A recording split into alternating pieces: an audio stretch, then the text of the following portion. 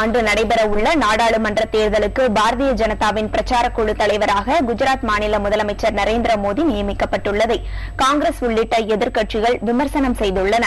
அதே நேரத்தில் மூத்த தலைவர் அத்வானியின் ஒப்புதலுடனேயே மோடி நியமிக்கப்பட்டதாக பாரதிய ஜனதா மீண்டும் தெளிவுபடுத்தியுள்ளது.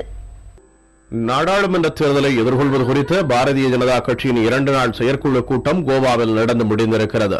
இந்த கூட்டத்தில் நரேந்திர மோடிக்கு முக்கியத்துவம் அளிக்கப்படும் என்ற எதிர்பார்ப்புக்கு ஏற்ப 2014ஆம் ஆண்டு நாடாளுமன்ற தேர்தலுக்கான பிரச்சார குழு தலைவராக மோடி நியமிக்கப்பட்டுள்ளார். மோடிக்கு முக்கியத்துவம் அளிப்பதை மூத்த தலைவர் அத்வானி விரும்பவில்லை என்றும் அதன் காரணமாகத்தான் 2 நாள் செயற்குழு கூட்டத்தை புறக்கணித்தார் என்றும் செய்திகள் வெளியாகின. இதை அடிப்படையாக வைத்து காங்கிரஸ் கட்சி பாரதிய ஜனதாவை விமர்சனம் செய்து வருகிறது.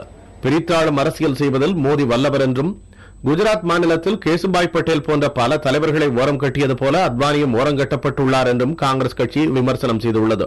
அதே சமயம் பாரதிய ஜனதாவை ஒரு போட்டியாக கருதவில்லை என்றும், எனவே பிரச்சார குழு தலைவராக மோடி இருப்பது தேர்தலில் எந்த ஒரு தாக்கத்தையும் ஏற்படுத்தாது என்றும் காங்கிரஸ் கருத்து தெரிவித்துள்ளது. इंडिविजुअल्स और पर्सनालिटीज इससे कोई फर्क नहीं पड़ता.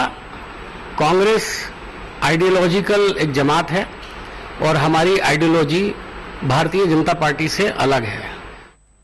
தேர்தல் பிரச்சார குழு தலைவராக நரேந்திர மோடி நியமிக்கப்பட்டதை பாரதிய ஜனதா மூத்த தலைவர் அத்வானி எதிர்ப்பதாக காங்கிரஸ் கட்சியும் ஊடகங்களும் தெரிவிப்பது தவறு என்று பாரதிய ஜனதா கட்சி தெரிவித்துள்ளது.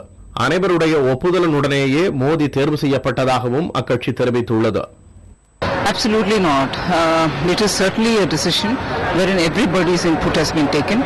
Manya Rajnath ji had very clearly said every morning about his talking with Shri Advani, and even this morning before beginning the session he had very clearly said that he has spoken to Advani ji, and therefore the decision has been taken in consultation with everybody.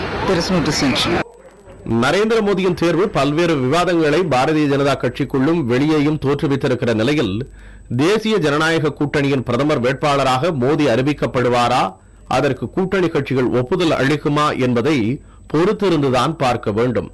புதிய தலைமுறைக்காக D Karthik மற்றும் ஆறுமுகம்.